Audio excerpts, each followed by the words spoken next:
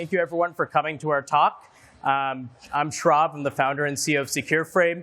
We help companies with their security and compliance. But today, Lisa and I are here to talk a little bit about lessons from SecureFrame's journey and going from 1 to 20 million in ARR in less than 2 years.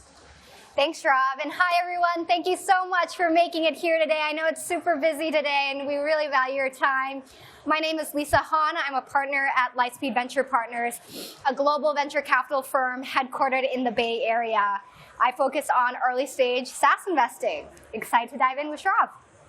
Awesome. One of the first things that we think a lot about at SecureFrame is our metrics. If you don't know what your key company metrics are or what your North Star metrics should be, talk to your investors. Folks like Lisa, they'll definitely know what they should be. At SecureFrame, some of the metrics that we consider core to our business are ARR, ACV, net revenue retention, gross revenue retention, NPS, CAC payback, and a bunch more secondary metrics.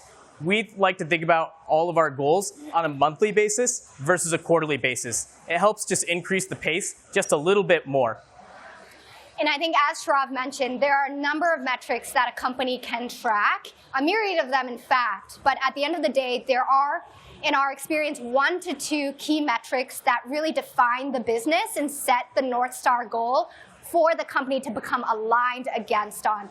And some of the best SaaS companies that we've seen in our portfolio with a culture of execution and a pace that's incredibly fast there are ones that are not just maniacal about defining these metrics, but also tracking them with specific targets in mind on a consistent basis and manner, and really at the end of the day, evangelizing them to the end customers, also as well as their employees. And that could be in a form or fashion of weekly all hands or even in a digital forum so that employees can also check on a consistent manner whenever they want in terms of live metrics to date.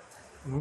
One of the things that we do at SecureFrame that we've scaled from the very early days is we have a dedicated Slack channel for every metric. Every net new sale, every expansion, every churn, every expense, thanks to things like ramp, we can actually use to calculate what our CAC looks like in real time.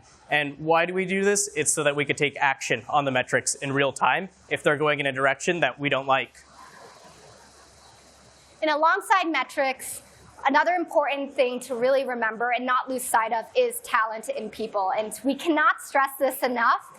Keeping the bar high on talent is incredibly important, especially in hypergrowth. It's not just in the early stage, because one thing that we like to say is that talent compounds in both directions. It can compound for the better, and it can also compound for the worse. And that can only take 1 to 2 or even a few key employees to do so.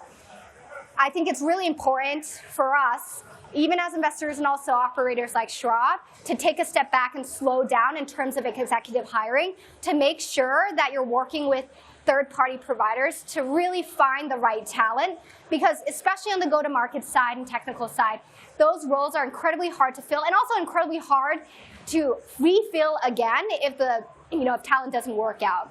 And that's one of the key things that we really want to harp on. Mm-hmm. One of the other things that we think a lot about at SecureFrame is investing heavily in employee onboarding. Your typical employee takes about 3 months to get ramped. Probably more like 6 months, maybe even a year, to be really hitting their stride. That's a lot of time in startup land. That does not work. We think a lot about how we can compress these timelines so that employees are hitting their stride much, much quicker. Now, the other thing that we think a lot about is making sure everyone understands the business equation. What do I mean by that? So a great example of this is net dollar retention, net revenue retention. That's a fairly hairy, complex metric to calculate. Not everyone understands it. So we have everyone on our customer success team calculate by hand for their book of business what their net revenue retention is. And that way they truly understand what goes into the calculation, what impacts it, and better how to take action on it. The last thing I'll kind of say on this topic is work with great executive recruiters. I think the first time I saw an invoice for an executive search, I think I had a heart attack. But the reality is if you're scaling from 1 to 20 million in ARR, you're going to need to become best friends with your executive recruiters. There's a lot of great firms out there like Riviera, Diversa, Cole Group, tons more. And partnering with these folks is critical to bringing on great executive talent.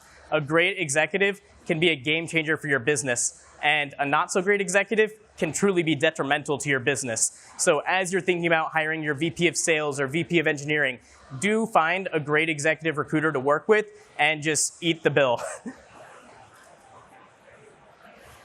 As we zoom in on talent, one of the core functions to really keep in mind is engineering, product and design specifically.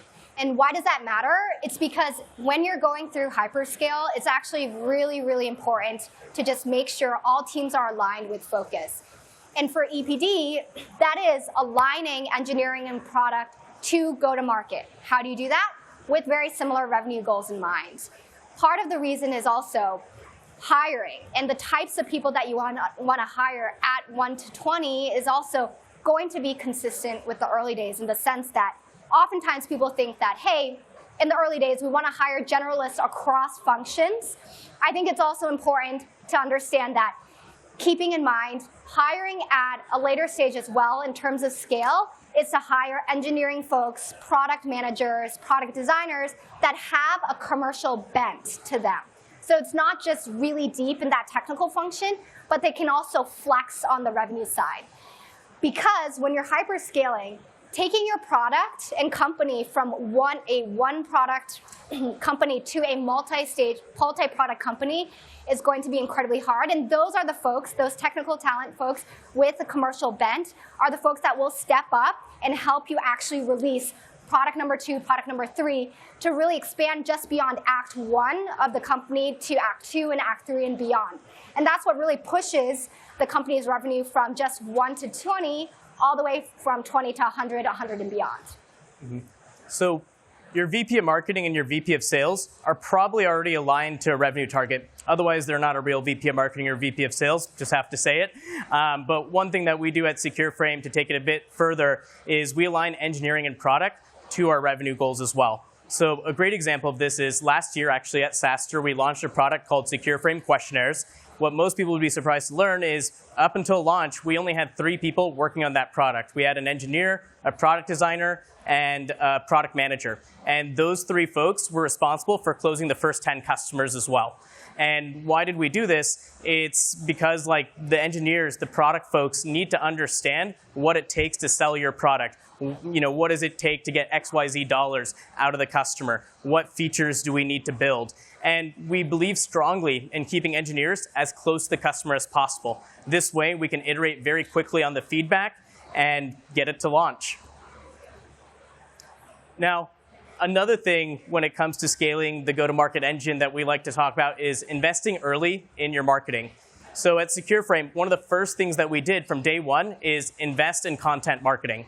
Now, content marketing is something that typically takes over a year to get working, even if you're doing everything right. And for SecureFrame today, it probably represents about half of our organic traffic. So this was a very early on investment that we made that has paid a lot of dividends over the years. The other thing I'd highly recommend, if you don't have any big constraints around it, is expanding internationally. So for SecureFrame, we already had a lot of customers coming to us from Europe, Australia, and these other territories. And we had to do some work around localization and data residency. But beyond that, that was a very justifiable investment for us to make, just given the demand we had. And over the years, it's really helped us increase our growth rate substantially. So if you don't have any big constraints around expanding internationally, I highly recommend doing it as early as you can. I think to Shrav's third point, I just want to double click on international markets. Sometimes there might be any wariness in terms of, hey, I don't know if it's going to derail us in terms of focus. But to his point, if the lift is actually minimal and you're still focused on that core product, it actually is quite, there's a lot of potential in exploring international markets. How I see it for our portfolio companies is that international markets can oftentimes equate to greenfield opportunities, especially in category-creating companies. And part of that is also, one, being first to market so that you build brand and also gain mind share ahead of the competition. And I think that was actually something that Shrav and SecureFrame really demonstrated beyond some of the other competition in the market to grow and have that trajectory to inflect really quickly. The last thing that we want to talk to you guys about is about customer love and advocacy. And so specifically to that, When we look to make early stage investments and also growth stage investments, one of the first things that we look for is customer advocacy. I'll pick up the phone, call their customers, and ask them, hey, if they charge double or triple the price, would you still stay with the company or will you churn? And if it is a resounding yes, and they'll pay an arm and a leg for it, or they think that it's absolutely critical to their tech stack, and that specific product is critical relative to all the other competition, it's actually a very strong signal for customer love. Why does that matter at the end of the day? For hyperscale, I think people really forget about the presence of word of mouth. Word of mouth marketing and word of mouth referrals from customers. It's not just for the early stage, Series Seed, Series A company, but really it is a flywheel effect that compounds and is incredibly helpful when it comes to hyperscale in terms of thinking about selling not just one product, but also new products, because those customers can help you break into net new customer segments and also markets that you otherwise would not have the forethought to actually look into. And they can also help lead you to some other interesting areas as well. Mm-hmm. And echoing off of some of what Lisa said, at SecureFrame, we believe that customer happiness is not just the responsibility of our customer success and customer support teams, but it is a company-level objective. It is my responsibility, it is engineering, it is product's responsibility, it is legal and finance's responsibility to make sure that our customers are happy and engaged. And to that extent, I really recommend folks to implement a customer success automation platform early on, something like a Gainsight, a Vitally, Catalyst. There's a lot of these platforms out there. And these help you keep track of your customer health, engagement, any opportunities to increase revenue from your existing customer base, which gets even more important as you start to scale from 20 to 100. Now, this is the secret sauce, or what I would consider the secret sauce. It's just a lot of hard work. There's no secret about it. If startups require a lot of work, if it was easy, everyone would do it. A good example of this is at SecureFrame. For the first few, we basically decided for the first $5 million in ARR, we were going to work a lot of late nights and weekends, the entire team. Now, this was during COVID, so there wasn't really much else to do, and we got a lot done. But the reality is there is no substitution for hard work and relentless execution. The best startups just always move faster, and they find a way to just get it done. Just to quickly cover the key takeaways from today. One is metrics. Defining your metrics so that they can set your company and align them towards one or two North Star goals is incredibly helpful to promote focus during a time of hypergrowth and also just chaos, because everything is growing so fast and also probably breaking a lot too. Second is investing in people. At the end of the day, a company is built from folks like you, executives, startup founders, et cetera, who are going to determine whether or not that company becomes a multi-billion-dollar company or not. And so really slowing down to make sure you're picky and keeping the bar high can help you catalyze and move faster for the long term. The third point is scaling GTM. Understanding that once you feel that pull from the market in terms of product market fit, that's time to really lay the foundation and also just invest, not just in product and eng, but also in key hires on the go-to-market side, be it on VP marketing or VP of sales. And then finally, execution is king, as Sharav mentioned. Relentless execution, especially in markets where SaaS products can be somewhat hard to really differentiate from a technical perspective, is actually incredibly important. And so what we've seen for our portfolio companies is just hard work goes a long way. Awesome. Thank you for taking the time to attend our talk. We'll be over at the SecureFrame booth if you have any questions or want to chat. Thank you again. Thank you, guys.